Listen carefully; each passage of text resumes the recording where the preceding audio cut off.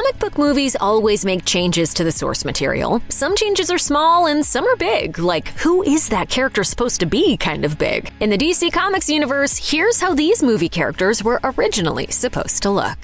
There is no shortage of angry fans' gripes about the DC Extended Universe version of Superman, but his appearance probably isn't one of them. Though it's not an exact replica of the comics character's usual threads, Henry Cavill's physical appearance for the role isn't one of the DC Extended Universe's problems, unless that is you really like red underpants. One of the most prominent distinctions of the costume is the fact that, like everything else about the modern take, it's much darker, whereas the Superman of old donned bright blue tights with bright red accents and a cape. This version is somewhere in the deep denim family. With a scaly texture woven throughout, Superman's supersuit appears much rougher than the leotards of Krypton's past. And of course, it's hard not to miss the fact that Cavill's costume also ditches a thick belt and outer breeches featured in the drawings. It makes sense too. Superman's original outer underpants design was based on that of circus strongmen of the late 19th and early 20th centuries. That's not really a thing anymore, so it's probably okay to drop the underoos. In 2016's Super Punch Fest Dawn of Justice, Ben Affleck's Batman was most obviously inspired by the Caped Crusader's journey in the 1986 comic miniseries The Dark Knight Returns. In the four-part Frank Miller epic, an older Bruce returns from retirement to combat rampant violence that has taken over Gotham City, and dukes it out with Superman along the way. His costume too is clearly inspired by the series. The slate grey color, shorter ears on the cowl, and the size and shape of the bat emblem is pretty much a direct mirror of Miller's vision, and the surest giveaway for the Batfleck's true inspiration. Well, that and the fact that he basically said it in an interview. Zach was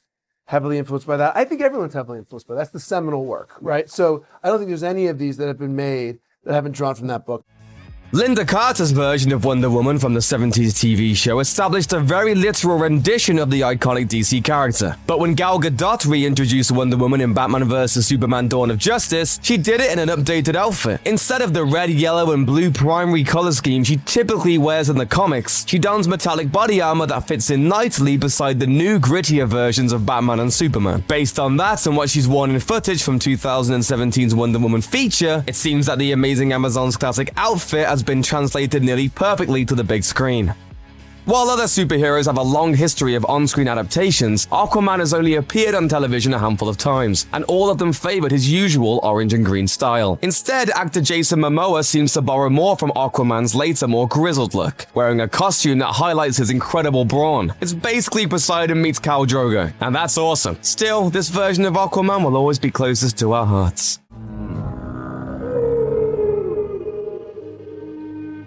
Oh, hello, old chum.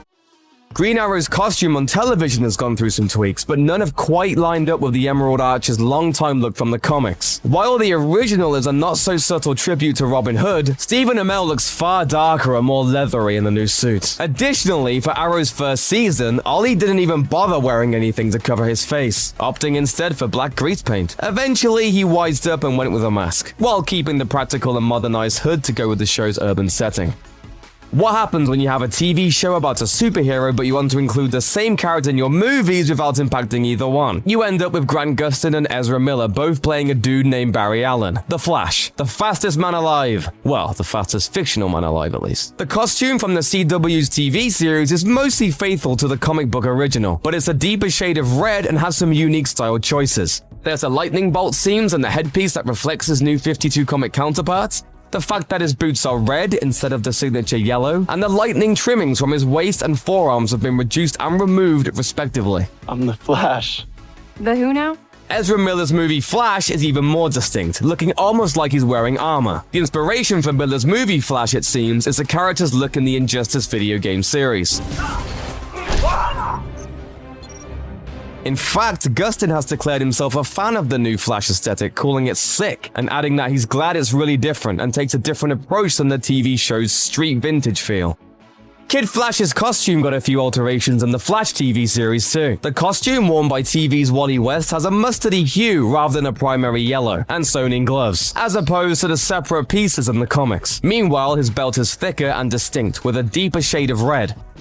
While there are some nods to the old comics rendition of the Atom, the character's on-screen adaptation seems to have included a full-on molecular transformation from his original appearance. Brandon Routh's outfit incorporates pieces of Atom's upgrade from DC Comics' New 52 reboot, like his exosuit and armored helmet in place of his mask. Andy Poon, the concept artist who created the new costume, wrote that the decision to replace the character's signature spandex suit was for practical reasons, but he still tried to emulate the feel of the traditional blue and red pattern as much as possible while keeping it more on the grounded sci-fi armor.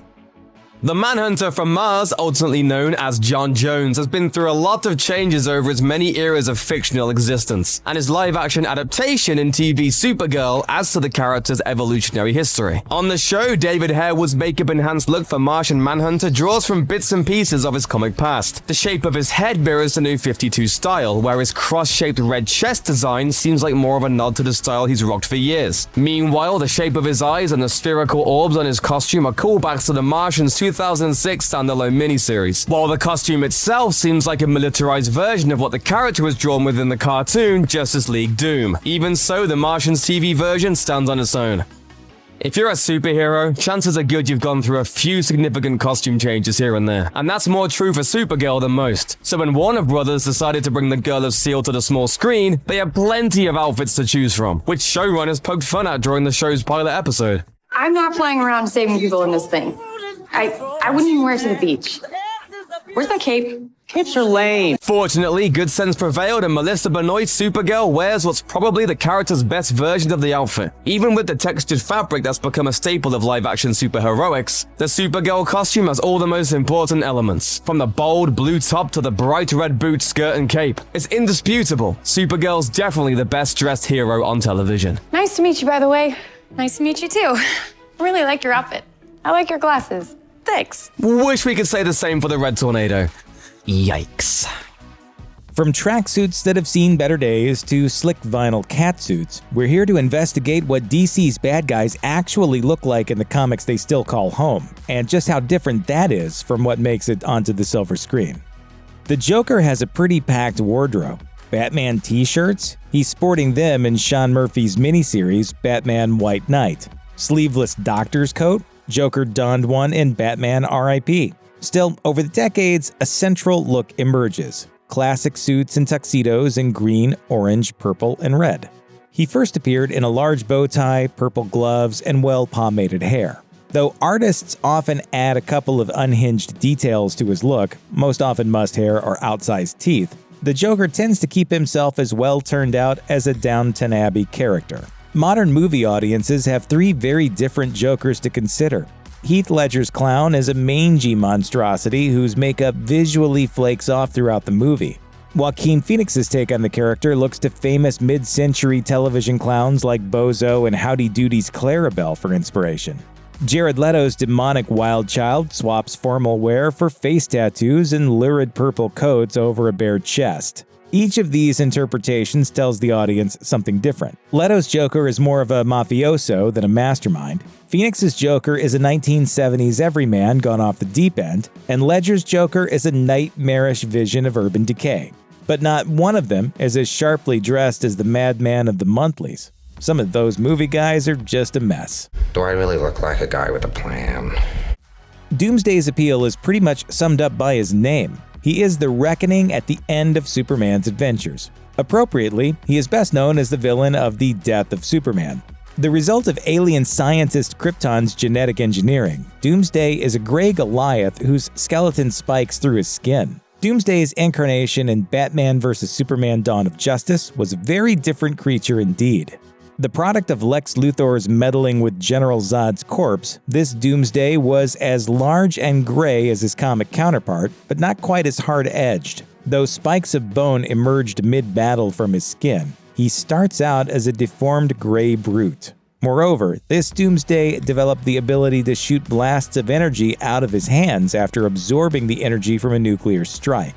The Doomsday of the comics only develops this ability after his fateful battle with the Outsiders super team. Doomsday on film is a grunting, primal version of brutality, something like the distant ancestor of the comics version. The feline Fatale likes to keep it sleek. The Catwoman of the 1966 Batman TV series accentuated basic black with glittering accessories and a striking mask. Batman Returns imagined Catwoman as a city girl pushed to madness, symbolized by her visibly stitched patchwork of the catsuit. Halle Berry's costume was shredded, but still as dark as the shadows. The Dark Knight Rises depicted Catwoman as a burglar in matte black, with pointed stilettos and cat-eared tips on her goggles. These incarnations, though impressive in their cinematic vision, rely on small details to do the heavy lifting of her characterization. But the Catwoman of the comics has a more varied wardrobe, ranging from emerald evening wear to royal purple catsuits. For all that, Trail of the Catwoman artist Darwin Cook's 2001 redesign was so immediately iconic. In it, Catwoman wears a simple catsuit and a cat-eared cowl, set off by flat-footed motorcycle boots and flared goggles. It's simple and remarkably practical, but its sleek details make it timeless. Catwoman's taste might run to the extravagant, but when she's on the job, she keeps things functional. What are we gonna do? There's not much we can do. That's who I think it is. Being the literal god of war requires an impressive outfit. Ares does just that in the 2017 Wonder Woman film. With shining armor, spiked helmet, and enormous weaponry, war sure ain't subtle. Ares of the comics follows suit. In George Perez's classic tale on Wonder Woman and Greg Rucka and Nicola Scott's recent revival, he wears dark blue armor, a plumed helmet, and a billowing cape. It's largely the same design as what ended up on screen, aside from one important difference. In the early comics, Ares has no discernible body. Every inch of flesh is covered, save a narrow gap in his helmet. On any normal human, this would reveal a portion of the nose, lips, and chin. On the comic character, however, there is only depthless darkness, studded with two smoldering eyes. Was it cool to see the man who played mild-mannered Remus Lupin glowering beneath the helmet? Yes, but it would have been equally striking to see his face disappear after doing away with his disguise. Remember when the villain of Suicide Squad opened an apocalyptic portal through the art of aggressive belly dancing? In Enchantress's defense, when you're a millennia-spanning interdimensional witch goddess, you can pretty much make your own rules. That certainly applied to the character's wardrobe, which shifted from rags and tarnished jewelry to a billowing two-piece affair, crowned by a rune-inlaid headdress. Was it an outfit made for serious battle? No way. But Enchantress's powers allow her to do other things. Please don't touch me. Please don't touch me. Introduced in a 1966 issue of Strange Adventures as the Switcheroo Witcheroo, the Enchantress has cycled through many outfits, but all of them are in her signature bright green and most feature a flamboyant cloak. Perhaps her most unique costume is her very first, a classic witch hat paired with a harlequin-patterned mini dress. Not great for Suicide Squad, but perfect for the swinging 60s. Dr. Poison is one of Wonder Woman's earliest villains, and one of her most terrifying. A princess working as the head of the Nazis' poison division, she disguises her gender under her green doctor's gear and a mask with a rictus grin. Her greatest creation was Reverso, a poison that would force Allied soldiers into doing the opposite of what they were told. Dr. Poison isn't a princess, in disguise as a man, or working with Nazis in 2017's Wonder Woman, but she is just as deadly. In an intriguing twist, Dr. Poison's mask was reimagined as a series of flesh-colored plates, affixed to her face to hide the scars exposure to her own creations wrought. Those plates aren't just striking, but rooted in actual history. Soldiers disfigured in World War I brought about new innovations in prosthesis. Dr. Poison might not have been the leering specter of the Axis she began as, but she filled Wonder Woman audiences with a comparable sense of terror. DC's new gods exceeded conventional notions of superheroes. They've got fabulous powers, extravagant outfits, and wield technology capable of transporting them across dimensions. Steppenwolf is a new god, and his incarnation in the Justice League lived up to that race's larger-than-life reputation. He was a CGI colossus of armor, stone, and steel. Beneath his costume, he was oddly waxen in appearance, his skin a drained gray crisscrossed by alien grooves. Add in two bony outgrowths off his chin, and you had a truly fearsome-looking opponent. She's power, and power is the only law. The Steppenwolf of modern comics is similarly grand, but he didn't start out that way. He first appears in the New Gods series sporting green medieval armor, complete with a bicocked hat that makes him look more Robin Hood than New God. But in modern renditions, his armor is red and black, accented by a skull worn at his waist and red, claw-like stripes atop his shoulders. In sharp contrast to the Steppenwolf of the movies, however, his comic incarnation is notably handsome. He wears a dark beard, sometimes twisted into long braids. Movie Steppenwolf is utterly unknowable, while comic Steppenwolf is a man who, dressed differently, could pass for a hero. As a kid whose powers allow him to transform into a buff, super-heroic adult in a flashy red suit, Shazam embodies one of the most potent fantasies in all of comics. Appropriately, his archenemy, Dr. Sivana, is boldly drawn. Dr. Sivana, a criminal mastermind whose love of depraved science is matched only by his ego. Give me your power. Or die. His appearance in Shazam isn't too terribly far off the mark. As in the comics, he is portrayed as a bald, smirking man who oozes ill intentions. But unlike the villain Mark Strong portrayed on screen, the Dr. Sivana of the comics is a hunched little man with an oversized head. His thick glasses obscure his eyes, which, paired with the old-school lab coat he favors, create nothing so much as the very image of the mad scientist. Add in the diabolical alien worm, Mr. Mind, he is often seen with, and it all results in a man you'd give a wide berth to on the street. Ra's al Ghul didn't become the head of the League of Assassins through subtlety. He clawed his way to power over the course of centuries, infiltrated the halls of the wealthy and connected through genius and determination, and sired Talia al Ghul, herself one of Batman's most formidable foes. Accordingly, he cuts a fine figure. Ra's adorns his roguish good looks with emerald green capes bordered in gold, intricately wrought jewelry, and often a lush length of fur. Liam Neeson's portrayal in Batman Begins is a dramatic departure from this rich refinement. There, Ra's blends into the shadows through muted suits and dark training gear. He is less the distant master of 1,000 deadly hands and more the hands themselves, seeking to add Bruce Wayne to his ranks through subterfuge. You haven't beaten me. You've sacrificed sure footing for a killing stroke. Though his subdued aesthetic is indeed appropriate to that approach, one can't help but miss the flamboyance of his comic incarnation. The man who had become Ocean Master was born to power. He's the type of guy who likes to refer to his trident as a scepter and dresses accordingly. Orm wears purple scaled armor, a finned helmet that covers his eyes with black-red oblongs, and a cape, even underwater. Ocean Master's final costume in Aquaman is actually pretty darn close to what he wears in the comics, including the cape. But that resplendent outfit comes only at the end of the film, during the final face-off, and is preceded by a host of other extravagant costumes. He begins with dark armor of considerably more bulk than the sleek looks favored by the other denizens of Atlantis. Later, he dons another set of armor wrought entirely of gold, topped off by a finned crown. Orm's costumes send one very clear message. He is to be obeyed, and he wants everyone to know it.